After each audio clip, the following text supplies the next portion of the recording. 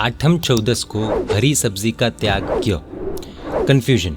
जब अष्टमी यानी कि आठम या फिर चतुर्दशी यानी कि चौदस आती है, तब अपने धार्मिक संस्कारों से भरे घर में हरी सब्जी यानी कि लीलोतरी नहीं बनती। आज की जनरेशन के कई लोगों के मन में ये सवाल उठता है कि अपने तीर्थंकर परमात्मा दयालु है या क्रूर? यदि अपने प्रभु करुणा के भंडार है तो वे अपने बच्चों को क्यों भूखा रखेंगे? भगवान प्रेम से भरे हैं तो इतनी रेस्ट्रिक्शंस क्यों?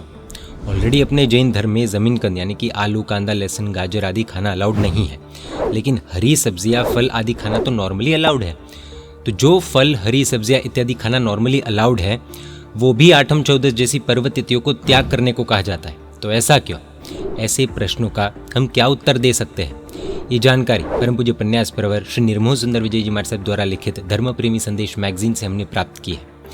इस कंफ्यूजन का सॉल्यूशन जानने के बाद जैन धर्म के फूड साइंस को सैल्यूट करने का मन करेगा। बने रहिए इस वीडियो के अंत तक। अपने यहाँ धार्मिक परिवारों में जब लॉजिकल क्वेश्चंस करने वाली नई पीढ़ी आ रही है, तब उनके लॉजिकल क्वेश्चंस के लॉजिकल आंसर्स देने का प्रयास हमें करना चाहिए।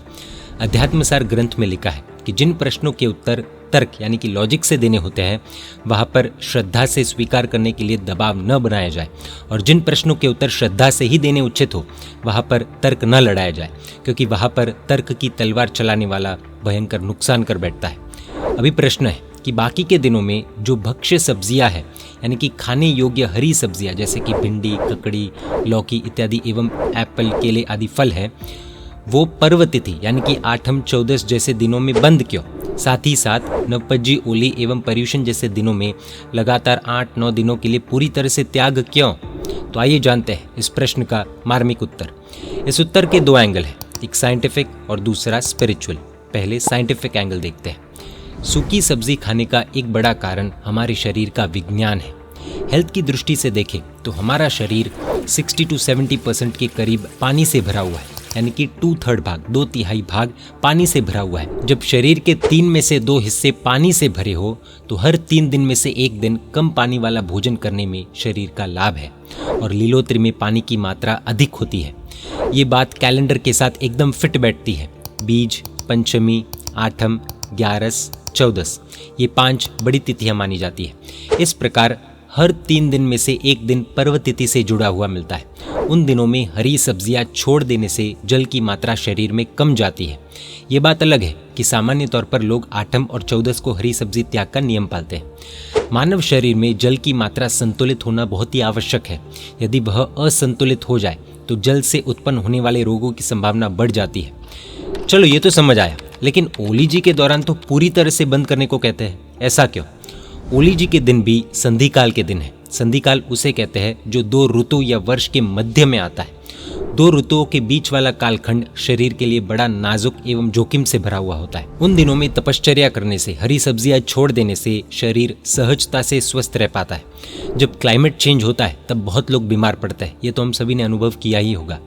ये हेल्थ के एंगल से हुआ एक और बड़ा कारण, क्योंकि शरीर फिट रहेगा तो मन की समाधि भी फिट रहती है, और मन की समाधि रहेगी तो परलोक में यानी कि मृत्यु के समय समाधि होने से सद्गति की संभावना होती है। साइंटिफिक एंगल के पीछे भी इंटेंशन तो स्पिरिचुअल अपलिफ्टमेंट का ही है, लेकिन जो आत्मा में ही नहीं मानते, परलोक को नहीं मानते, सद्गति दुर्गति को नहीं मानते, उन्हें स्पिरिचुअल एंगल समझाना waste of time and energy जैसा है। उन्हें आप साइंटिफिक एंगल हेल्थ की दृष्टि से बता सकते हैं। अब देखते हैं स्पिरिचुअल एंगल।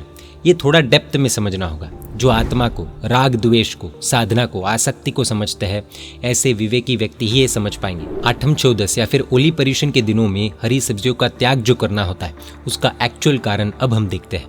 आठम चौदस या फिर पर्व तिथियों के दिन हरी या सूखी सब्जी में रहे जीवों की संख्या नहीं देखी जाती, क्योंकि संख्या में तो कभी कभी सूखी सब्जी में ज्यादा जीव होते हैं। एक केले में एक भी बीज न हो तो पक्के केले में एक भी जीव का हनन नहीं, और मूंग के दाने दाने में जीव होने से वहाँ अधिक संख्या में जीवों की हिंसा। फिर भी सूखी सब्जियों को तपस्या या फिर पर्व तिथि में खाने की जिन आज्ञा इसलिए है क्योंकि टेस्ट की दृष्टि से देखें तो केले, आम और हरी सब्जियों का टेस्ट ऊंचा माना गया है बजाय सूखी सब्जियों की।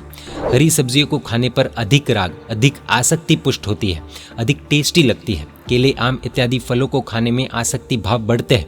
और सिंपल रूल है, जितनी आसक्ति ज्यादा उतना पाप कर्मों का बंध भी अधिक ही होता है। जिन शासन में बाह्य हिंसा से भी ज्यादा भावों की हिंसा को पाप माना गया है, बाह्य हिंसा से भी ज्यादा यानी कि द्रव्य हिंसा से भी ज्यादा भाव हिंसा पर भार दिया गया है, अधिक राग को अधिक पाप माना गया है, हमारे शुभ भाव घटने लगे, अशुभ भाव बढ़ने लगे, हमारी आसक्ति बढ़े, वह भी एक प्रकार की हिंसा ही है, पाप ही है।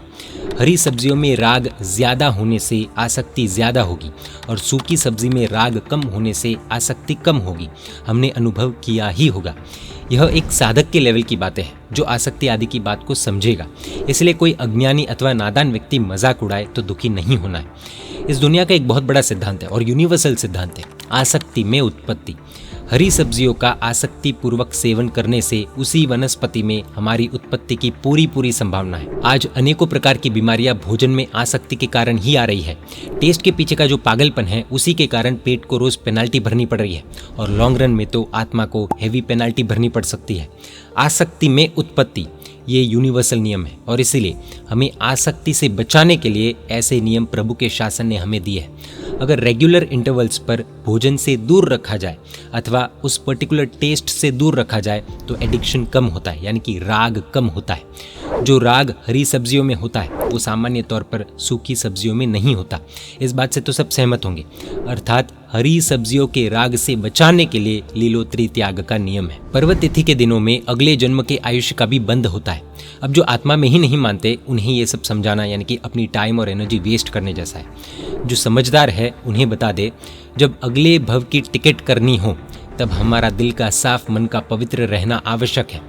पवित्र मन आसक्ति भाव से मुक्त होता है। हरी सब्जी, फल इत्यादि प्रतिदिन छोड़ने की ताकत सभी की नहीं होती है, इसलिए प्रतिदिन उसका त्याग करने को नहीं बताया गया है। लेकिन यदि कोई प्रतिदिन आसक्ति को पोषण करने वाले द्रव्यों का त्याग करता है, जो हर दिन करता है, तो उसे बड़ा धर्मात्मा मानने में कोई हर्ज नहीं मानना चाहिए, जैसे प्रतिदिन आयम्बिल करने वाले।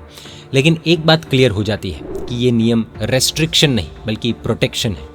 एक कन्फ्यूजन ये भी है कि जब पर्व तिथियों में हरी सब्जियां, फल आदि का सेवन नहीं करने को कहा जाता है, बावजूद इसके प्रभु के मंदिरों में एप्पल, केले या पपीता आदि फल चढ़ाए जाते हैं, यानी कि लीलोत्री तो चढ़ाई ही जाती है। कुछ एक्स्ट्रा ऑर्डिनरी ब्रेन्स के दिमाग में प्रश्न उठता है कि हमें जो खाना नहीं है वो प्रभु को क्यों चढ़ाना है, जो हमारे लिए बंद है वो प्रभु के लिए क्यों खुला है। खाओ तो पाप और चढ़ाओ तो पुण्य, ऐसे कैसे? भगवान ने बंद करने को कहा है तो खुद के लिए बंद क्यों नहीं करवाया? तो इसका उत्तर देते हुए गुरु भगवंत बताते हैं कि परमात्मा की भक्ति में फल चढ़ाने पर कोई पाप नहीं लगता है, क्योंकि उनकी भक्ति में फल चढ़ाने पर हमारी आसक्ति बढ़ती नहीं है, अपितु कम ही होती है। भक्षण करने से आसक्ति बढ़ती है लेकिन चढ़ाने से आसक्ति नहीं बढ़ती है, कॉमन सेंस है। उल्टा प्रभु के सामने अर्पण करने से आसक्ति कम होती है और पुण्य भी मिलता है। जिससे भी आसक्ति कम हो वो मोक्ष मार्ग का परम मित्र है, जिससे भी आसक्ति बढ़ती रहे वो मोक्ष मार्ग का परम दुश्मन है। फलों का भोग आसक्ति बढ़ाता है, फलों के अर्पण से प्रभु भक्ति आसक्ति घटाती है। इसे और एक उदाहरण के साथ समझते हैं। यदि घर पर श्राविका को एकाशना है तो क्या इसका अर्थ ये होता है कि परिवार के सभी सदस्यों के लिए वो सिर्फ एक ही बार भोजन बनाएगी? हम कहेंगे ये तो कोई सेंस नहीं बनता। बस इसी तरह से हमारे द्वारा भक्षण करना अलग विषय है और प्रभु भक्ति करना अलग विषय है। हमारा उपवास हो तो इसका अर्थ ये नहीं होता कि हम गाय को रोटी नहीं दे सकते अथवा कबूतर को दाना नहीं दे सकते अथवा गरीबों को भोजन नहीं दे सकते। ये तो कॉमन सेंस है, दोनों अलग विषय है, कोई लेना देना नहीं है। इसलिए आठम चौदस को फल चढ़ा सकते हैं। अब धर्म के स्तर को समझना होगा।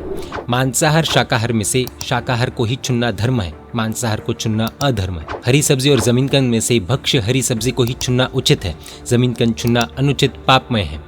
हरी सब्जी और सूखी सब्जी में से यदि पसंद करना हो तो सूखी सब्जी को चुनना तपश्चर्या है। हरी सब्जी खाते रहना आसक्ति बढ़ाने वाला कदम है, अतः सावधानी रखनी जरूरी है।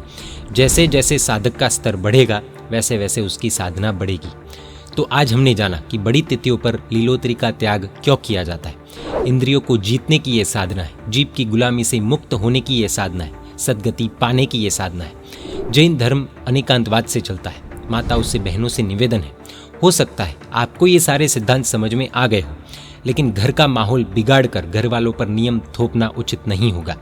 प्रेम पूर्वक घर वाले माने तो उचित, बाकी घर में क्लेश करके थोपना उचित नहीं माना जाएगा। बाकी जो भी व्यक्ति अच्छे से ये साधना करते हो उनकी अनुमोदना, लेकिन हेल्थ के कारण उसे कभी कोई अपवाद लेना ही पड़े तो गीतार्थ गुरु भगवंतों का संपर्क कर सकते हैं। जय जिनशासन, जय महावीर।